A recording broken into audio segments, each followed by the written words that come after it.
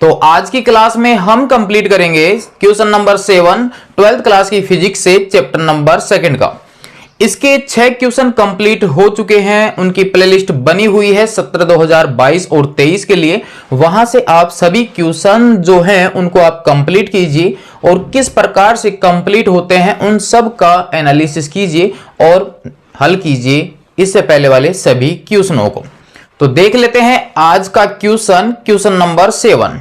उसके अनुसार 2 पिकोफैरड, 3 पिकोफैरड और 4 पिकोफैरड धारिता वाले 3 संधारित्र पार्श्व क्रम में जोड़े गए हैं, यानी पैरेलल कॉम्बिनेशन में, या जिसे हम समांतर क्रम संयोजन कहते हैं, उसमें जोड़े गए हैं।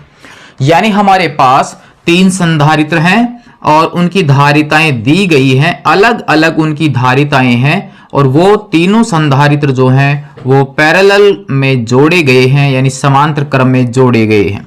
पैरेलल का मतलब ये होता है कि इन संधारित्रों की प्रथम प्लेट किसी एक बिंदु से जुड़ी हुई होती है, यानी एक कॉमन पॉइंट पर।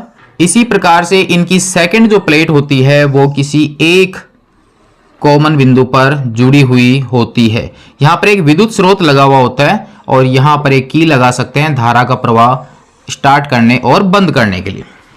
यहां पर हमारे पास दिया गया है कि ये 3 संधारित्र हैं जिनके ऊपर जो आवेश होगा वो अलग अलग होगा। हम जानते हैं कि पैरेलल कॉम्बिनेशन में प्रत्येक संधारित्र पर आवेश की मात्रा होती है अलग अलग, तथा इन संधारित्रों की प्लेटों के मध्य या इन प्लेटों के सिरों के मध्य जो विभवांतर होता है वो समान होता है और उस विभवांतर का जो मान होता है वो यहाँ पर लगाई गई बैटरी के विभवांतर के क्या होता है, बराबर होता है।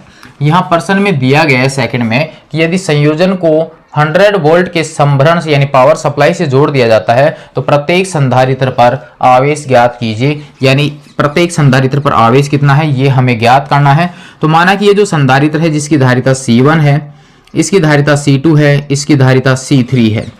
यहाँ पर न्यूमेरिकल में डायग्राम अगर आप बनाते हैं तो थोड़ा बेटर है कि वो आपकी समझ में आ जाता है कि हमें करना क्या है। बाकी आप यहाँ पर फॉर्मूला लगाइए और इसको हल कर सकते हैं।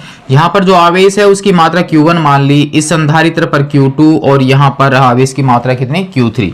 यहाँ बैटरी से जो आवेश जा रहा है उसकी मात्रा है Q। तो ये हमारे पास एक तरह से पैरेलल कॉम्बिनेशन का डायग्राम कंप्लीट हो जाता है। यहाँ पर नेक्स्ट पूछा गया है कि संयोजन की तुल्य धारिता क्या है और यहाँ पर Q1, Q2, Q3 के मान भी हमें यहाँ पर पूछे गए हैं। तो हमारे पास प्रश्न समझ में आ चुका है। इन तीनों की हमें तुल्य धारिता का मान ज्ञात करना है। तो दिया गया है हमारे पास में C1 का मान जो दे रखा है वो 2 पिकोफैरड दे रखा है, C2 का जो मान है वो 3 पिकोफैरड दे रखा है और C3 का जो मान है वो 4 पिकोफैरड दिया गया है। तथा पावर सप्लाई की जो विभवांतर है उसका मान हमारे पास में है 100 वोल्ट। और नेक्स्ट हमें यहाँ पर पूछा गया प्रत्येक संधारित्र पर आवेश की मात्रा, यानी हमें Q1 का मान पूछा गया है, Q2 का मान पूछा गया है और Q3 का मान पूछा गया है। क्लियर है? ये तो हमारे पास कंप्लीट हो जाता है। अब हम इसका क्वेश्चन नंबर 1 हल कर लेते हैं। तो हमारे पास में आ जाता है तुल्य धारिता समांतर क्रम संयोजन के लिए, यानी पार्श्व क्रम संयोजन के लिए, और उसका फॉर्मूला हम जानते हैं CP बराबर होता है C1, C2 और C3। तो CP बराबर हमारे पास में आ जाएगा, P का मतलब है पैरेलल कॉम्बिनेशन के लिए तुल्य धारिता। C1 का मान हमारे पास में है 2, C2 का मान हमारे पास में है 3 और इसका मान हमारे पास में है 4। तो हमारे पास इसका फाइनल आंसर जो होगा वो आप देख लीजिए, यहाँ पर 9 पिकोफैरड इस पैरेलल कॉम्बिनेशन के लिए तुल्य धारिता का मान आ जाता है। नेक्स्ट देख लेते हैं हम इसका सेकंड पार्ट यानी बी, जिसके अनुसार हमें प्रत्येक पर मान ज्ञात करना है। तो हमारे पास हम जानते हैं कि प्रत्येक संधारित्र पर आवेश का मान अलग अलग होता है, विभवांतर बराबर है और यहाँ पर V का जो मान है वो हमारे पास में 100 वोल्ट है। तो ये हमारे पास में विभवांतर जो है वो समान होता है। तब हम जानते हैं कि Q बराबर होता है CV। टोटल की अगर हम बात करते हैं तो हमारे पास टोटल चार्ज है Q, धारिता हमारे पास में CP होगी और विभवांतर हमारे पास में कितना है V। तो अब हम यहाँ पर प्रत्येक के लिए वैल्यू ज्ञात कर लेते हैं। प्रत्येक के लिए आवेश और उसका जो मान होगा वो हमारे पास में आ जाएगा। नंबर फर्स्ट की अगर हम बात करते हैं तो Q1 बराबर हमारे पास में आ जाएगा C1 और V।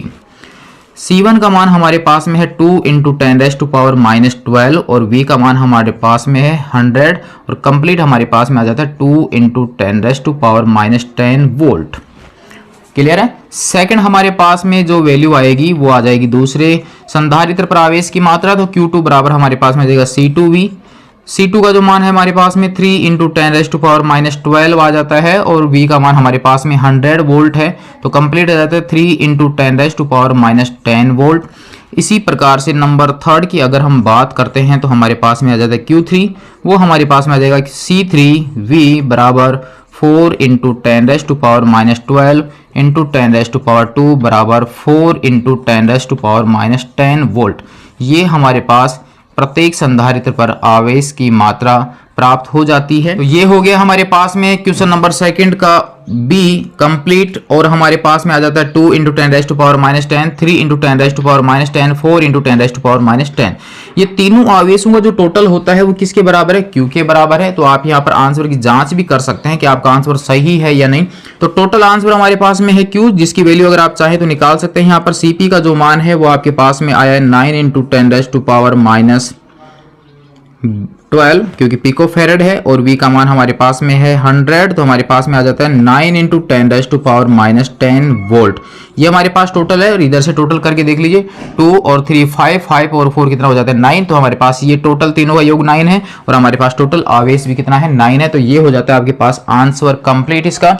तो क्वेश्चन नंबर 2.7 आपका कंप्लीट हो जाता है चैप्टर नंबर सेकंड का 12th क्लास की फिजिक्स का।